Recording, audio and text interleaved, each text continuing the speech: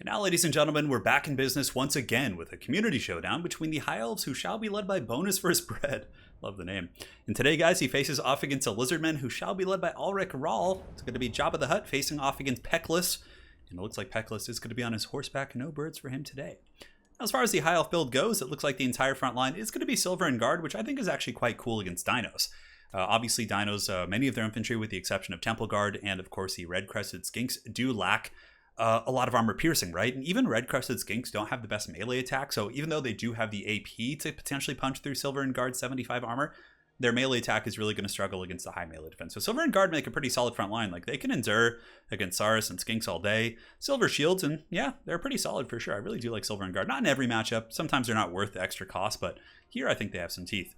Now, the secondary line is going to be standard archers. So just going for an archer mass build, using the Plague of Rust on the Metalcaster, basically to, bring something like Jabba the Hutt down to a manageable armor level at which the low AP archers can really cut through those bad boys.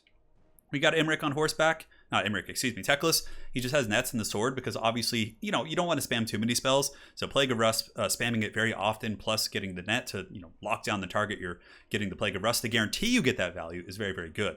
So we got Silver Helms in the back, a couple Rangers and support Rangers who are very good at dealing with Skinks and can trade efficiently with Saurus. Not against Skink skirmishers and whatnot, but against like Skink cohorts pressuring your lines.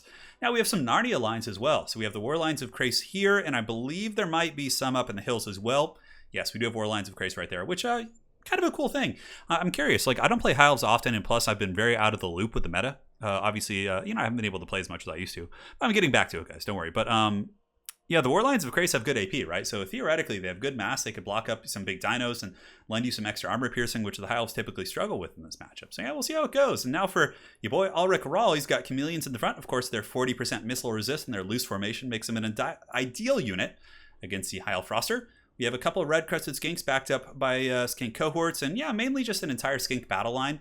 But there is some bonus first infantry via the Croxagors and obviously Jabba the Hutt with some big old banishments and ruinations, if you're able to angle it properly, are quite efficient. Coldland Spear Riders on the front, back, and center of the formation. Coldland Spear Riders, of course, very, very good against Silver Helms and Dragon Princes, but there are none of those. So we'll see how they do against the Narnia lines. Of course, they wreck Narnia lines 1v1, but Narnia lines backed up by Spearmen could be a bit of an X-factor here in this battle.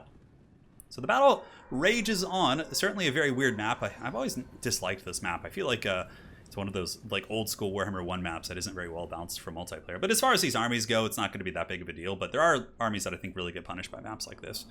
Anyways, here the archers are now shooting downtown. It looks like they're going to be going after the Feral Carnosaur. Granted, shooting at Red-Crested Skinks is super cost effective as well. Very, very weak to any type of missile fire. They're carrying those big old clubs, and yeah, it's not going to be helping them too much there. Up in the high grounds, you can see the cohort of Sotek going to be advancing. Rangers will be intercepting, but there's a pretty big lizard onslaught here. You can see these Skink cohorts with javelins throwing into the Rangers, forcing them back, and the High Elf player here wisely does fall back at this point, pulling the Silver and Guard in. Silver and Guard have charged defense against everything, so we'll see if he gets the brace here. He doesn't quite get the brace. Those are base experiment anyways, so it's not like the Silver and Guard with their charged defense against all, but it is able to force those guys back a little bit. Archers now shooting in, going after the cohort of Sotek, who is refusing to die. And it looks like there's going to be some witchcraft going down here. So TECLIS does actually use the Plague of Rust plus the Net of Ambatok here on the Coldland Spear Riders. Interesting choice considering they're kind of obstructed in the tree line and you can't reach them with all the archers. But even still, Spearmen are dragging them down quicker. And, a couple of units of archers, maybe one or two at least, is able to get some value there. Now at the back, you can see the War Lines of Krace coming up and around, perhaps looking for some prey. And the Silver and Guard holding well. Silver Helms are used in a frontal charge, but they unfortunately overextend past the Silver and Guard, which is a little bit of a timing mistake.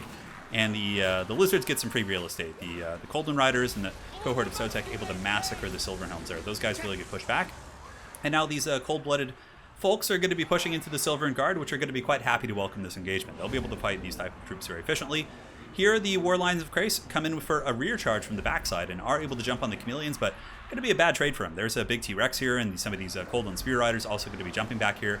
And Jabba getting a huge banishment right here on the Archers. Beautiful play right there indeed. Now, as far as the rest of the troops go, a couple of Spearmen and Silver and Guard, and a lot of troops here for the High Elf roster, very inactive right now, so a little bit of a misplay. Definitely want to pull those guys across like he's doing now. He's realized this, and he's going to be adjusting accordingly. But yeah, we'll see if it's too little, too late. Balance of Power is pretty much dead. Even T-Rex jumping into Rangers here. And here you can see a Net of Ambatok is going to be going down on the Croxagors as they are focused down by Archers, but no Plague of Rust is active yet. Here it comes. Plague of Rust putting him down to 70 armor. Times could change. Now, this whole area, a little bit scary for both sides, but the front line definitely has gone quite well for the High Elves. Silver and Guard rotating about face, and are going to be fighting against the Skink cohorts. And Rangers also in reserve are now piling in, so High Elves will get very much a second wind here. You can see the red crested Skinks have been taking a lot of bow fire all game, and Jabba the Hutt, he's having to get his thick old pizza body here into do battle himself, and it looks pretty cool. Look at that big old happy toad. I was just watching the Lizardmen cinematic, and Jabba's pretty cool in that trailer. Man, dude, guys, not to digress here, but it is going to be so goddamn hyped when the Warhammer 3 trailer comes out. I'm so excited. I hope it's soon. Hope it's sooner than later, my friends. Chameleon Skinks going to be rotating around, shooting at these Rangers. Rangers, of course, do a pretty good physical resist, but typically are quite weak against such attacks. They're going to get broken now, and the Feral Carnosaur and the huge horde of dinosaurs, the Coldland Spear Riders, and the red-crested Skinks are going to be piling in, and yeah, those Silver and Guard are, they're holding well, man. Silver and Guard are just such an ace of a unit. Really happy the High Elf roster got them. If I were to specialize and get good at a faction in the Elvish spectrum, probably would be High Elves. I definitely like their units and their playstyle. Dark Elves, something about my playstyle just doesn't click well with Dark Elves, but I feel like High Elves have some similarities to the Empire, so it can kind of like click with me a little bit for sure. Anyways, here, Net of Amatok and Plague of Rust is active. The Feral Carnosaur is locked down. The Archer's getting good crossfire, but Alaric Ral doing a good job pushing in with Skinks to disrupt the back line, but you can see the High Elves have gotten this nice concave here. They've gotten 3 Archers back online, which is going to be quite substantial at bringing down such a mighty beast, which is now lowered to 35 armor, so I mean, that's substantial. Plague of Rust lasts a really long time. Nice response there by the Dinos, using Apotheosis to try and keep that T-Rex fighting. And the Lizards in the back, getting Coldland Spear Riders against the Narnia Lions, and the Narnia Lions do have some Ranger support, and of course, maybe a decent amount of kills. Yeah, 41 isn't bad. But the Coldland Spear Riders will massacre the Lions here for sure. The Lions are a large unit, and much smaller model count for sure. Lions are best used when supported by other units for sure. Chameleon Skinks really doing a good job disrupting Archers. The Silver Helms might be able to eventually clean them up. But really, the unsung heroes are the Silver and Guard, still holding here in this late game. And I mean, eager, shaken here, but they'll be able to defeat many of the things you see left on the Lizard roster. And if the Lizards do lose, the big dinos, and like these infantry, Red Crested Skinks, 26 melee attack against a whopping, 40 plus melee defense, that is going to be a tough pickle. But Ulrich with a nice flank collapse. Is that thing shattered? Like, look at the, I think it's just a reflection of the map. It looks like it's white like the shattered symbol, but no, it's actually just broken there. But yeah, Lizards collapse here, break through the Silver Helms. The Archer line probably going to be following in suit, but a really nice net of Amnitok right there. Beautiful one. And the Coldland Spear Riders now going to be getting focused themselves. Plague of Rust putting him down to 60. And yeah, TECLIS and his mage might want to get in there and fight as well, honestly. They could probably pick off enough models to justify their engagement.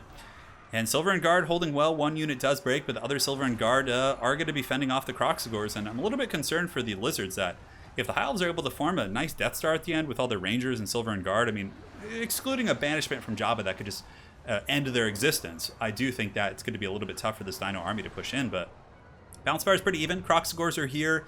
In the tree line, we have a bunch of tattered kind of Skinks and Coldland Riders who might be able to come back. But yeah, the Banishment, Ruination, those are variables that could be really big here as we do progress into the late game. Now, a couple issues. Ruination of Cities is currently bugged, and it has been for a long time. I really do hope Creative Assembly fixes it soon. When you cast Ruination of Cities, it only shoots in one angle all 3 times. So, if you want to use it, you have to make sure you angle it the proper way, or else it's going to get no value. And it's really, yeah, it's unfortunate because it was pretty cool before. Anyways, here, TECLIS trying to save his Archers. The Coldland Riders are down to 14 models, so not much of a risk for TECLIS to go in there, who does have the Potion of Croy. Definitely getting that mage in there to fight as well would be helpful. Rangers are piling in. Up on the high ground, we do have the Silver and Guard. 70 Silver and Guard. Just look at these raid bosses here. Come on, guys. Right as I talk you up, you run. They're shaken, terrified. Yeah, they'll still come back and be a player here for sure. Rangers are able to get in there and cutting through a fair amount of Skinks, up to 64 kills. And Spearmen and Silver and Guard are back in business here. Should be able to help against the Feral Carnosaur, but that is a big old Carnosaur. Coldland Riders down to 8 models. Man, that Lizardman leadership is definitely very impactful here as we do progress into the later stages of the game, but this is a great showdown. Ulrich Ral appears to be coming back here. He was able to get that Feral Carno back with some fat healing. Didn't look like there was any Narnia Lions left to chase that Feral Carnosaur off, but the Silver and Guard and the Spearmen will be able to hold. It's going to be the big deciding factor here as we do progress.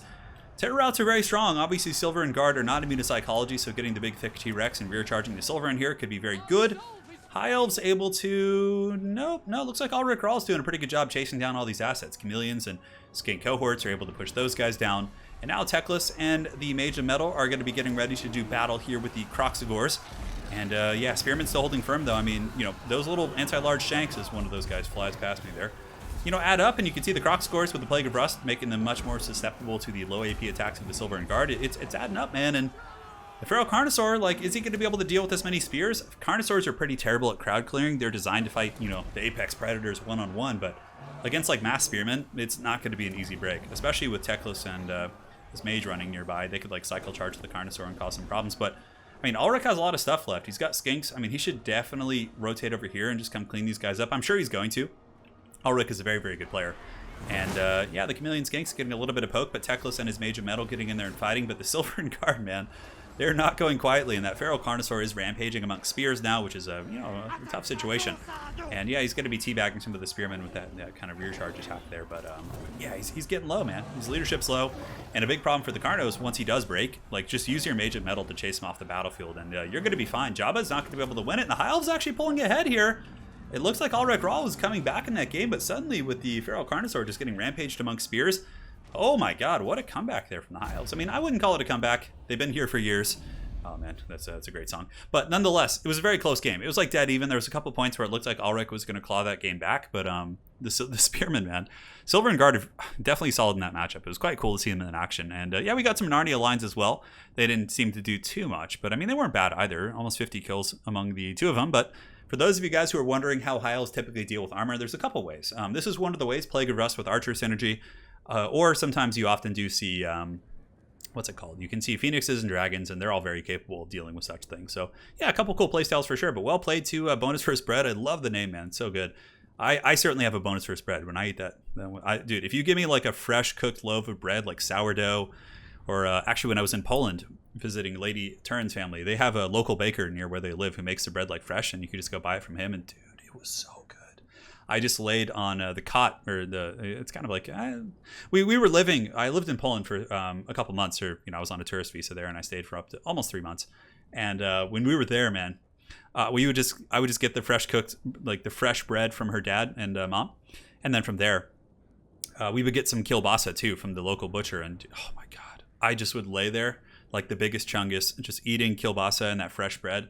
I don't know how this became a rant about bread, but I guess it's fair because the guy's name or the girl's name is bonus first bread. So yeah, well played. That was a super good game. Well played to Ulrich Rahl also. A good scrap, man. And yeah, that's pretty much it for now. So hopefully you guys enjoyed this Howl first Lizard Showdown. And until next time, you guys stay safe and take care, all right?